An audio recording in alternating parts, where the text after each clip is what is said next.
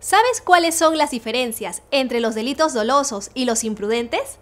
Hola, soy Romy Chan y esto es Al Derecho y al Revés.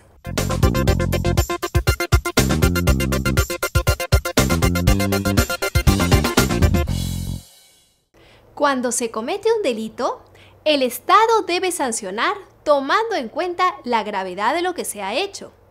Esto hace que, para que un juez pueda imponer una pena, siempre deba tomar en cuenta si nos encontramos frente a un delito doloso o si nos encontramos frente a un delito culposo. Pero, ¿qué diferencia hay entre un delito cometido con dolo de un delito cometido con culpa? ¿Por qué es relevante esta distinción? ¿Siempre es necesario que un juez distinga entre estos dos conceptos? En definitiva, es indispensable que para emitir una condena, un juez establezca si la conducta ilícita fue realizada con dolo o si fue realizada con culpa. Así, por ejemplo, mientras el homicidio doloso se sanciona con una pena que va entre los 6 a 20 años de cárcel, el homicidio culposo se sanciona con una pena máxima de apenas 8 años.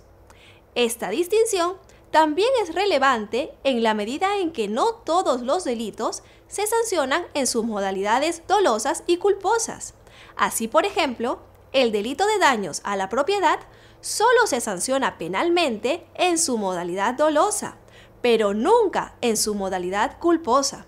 De manera que nunca se irá preso por haber roto por descuido un cofre de cristal, pero sí en caso de romperlo con la voluntad de dañar el bien y perjudicar a su propietario. Ahora bien, existen varias teorías que sirven para explicar la diferencia entre el dolo y la culpa. En este programa nos centraremos en la teoría que mayoritariamente es aplicada por nuestros tribunales y por los diversos especialistas, es decir, en la teoría volitiva del dolo. La teoría volitiva o teoría de la voluntad establece que el dolo es conformado por la suma de dos elementos, el conocimiento y la voluntad. En función a estos elementos pueden distinguirse 3 tipos de dolo y 2 tipos de culpa o imprudencia: el dolo directo, el dolo de consecuencias necesarias, el dolo eventual, la culpa con representación y la culpa sin representación. En el dolo directo, llamado también dolo de primer grado, el sujeto que comete el delito se representa que con su actuación algo malo ocurrirá, realizando dicha acción lesiva con la voluntad de que lo malo ocurra. Así, por ejemplo, quien le tira un balazo a una persona antes de disparar, se representa que con dicha acción puede matarla, disparándole justamente por querer acabar con su vida. En este caso, quien realiza el delito conoce y se representa que con un disparo puede matar a alguien y quiere hacerlo, realizando así un homicidio con dolo directo. En el dolo de consecuencias necesarias, el sujeto también se representa que con su acción algo malo puede ocurrir y quiere que eso malo ocurra, pero únicamente en tanto es una consecuencia necesaria e indispensable para alcanzar un objetivo principal.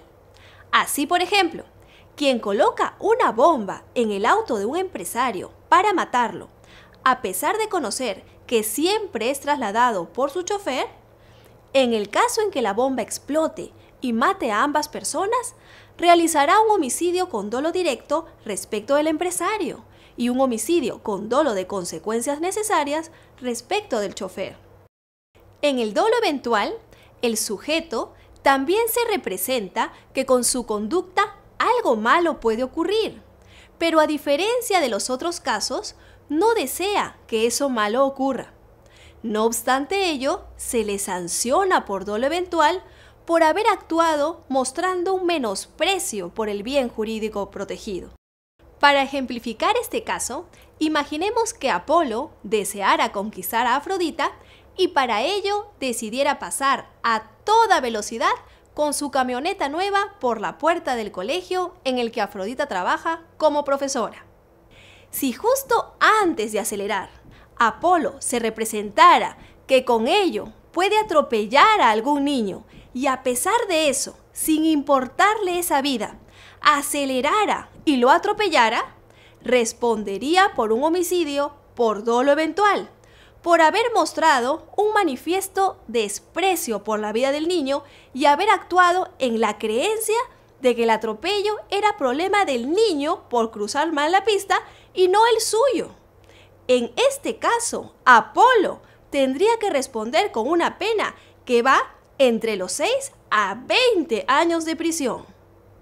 El dolo eventual presenta problemas de distinción respecto de la culpa con representación o culpa consciente, ya que en esta última, al igual que en el dolo eventual, el sujeto se representa que con su conducta algo malo puede ocurrir y no quiere que eso malo ocurra, pero continúa actuando en la confianza de que podrá evitar el resultado. Es decir, a diferencia del dolo eventual, en el que el sujeto asume la producción del resultado y muestra un menosprecio por el bien jurídico, en la culpa con representación, el sujeto confía en que nada malo va a pasar y en que en todo caso podrá evitar que lo malo ocurra. Así, en el ejemplo de Apolo y Afrodita, si justo antes de acelerar, Apolo se representara que con ello puede atropellar a algún niño y a pesar de ello acelerara confiando en su destreza como piloto para evitar cualquier accidente, igual respondería por el homicidio, pero no por dolo eventual, sino por culpa con representación. A fin de recordarlo, podríamos decir que la culpa con representación cuenta con el eslogan creado por una conocida compañía de seguros, en tanto operará cada vez que nosotros actuemos diciéndonos a nosotros mismos, como dice la canción, todo va a estar bien, pase lo que pase, todo va a estar bien. En estos casos, a fin de distinguir entre el dolo eventual y la culpa con representación, deberá atenderse a los indicios alrededor del caso que nos sirvan para evidenciar si el sujeto actuó mostrando un menosprecio por el valor protegido o confiando en su destreza para hacer que todo esté bien. Por último, en la culpa sin representación, llamada también culpa inconsciente, quien actúa lo hace sin representarse que con su conducta puede generar un resultado negativo, sancionándosele a nivel penal justamente por, a pesar de no habérselo representado, tener la obligación de hacerlo. Así, por ejemplo, el electricista que deja un cable de luz sin protección para tomarse una siesta y luego de despertar encuentra a una persona electrocutada por haber pisado el cable suelto,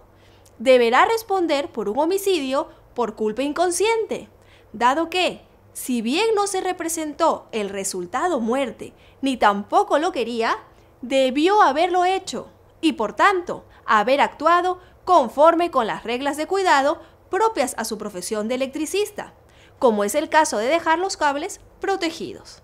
Vemos entonces que la gravedad de la sanción no será la misma si se trata de un delito doloso o de un delito imprudente,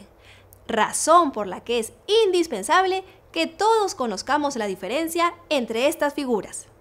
En el próximo programa hablaremos sobre las lesiones a la salud y aplicaremos los conceptos analizados hoy para distinguir las lesiones dolosas de las imprudentes.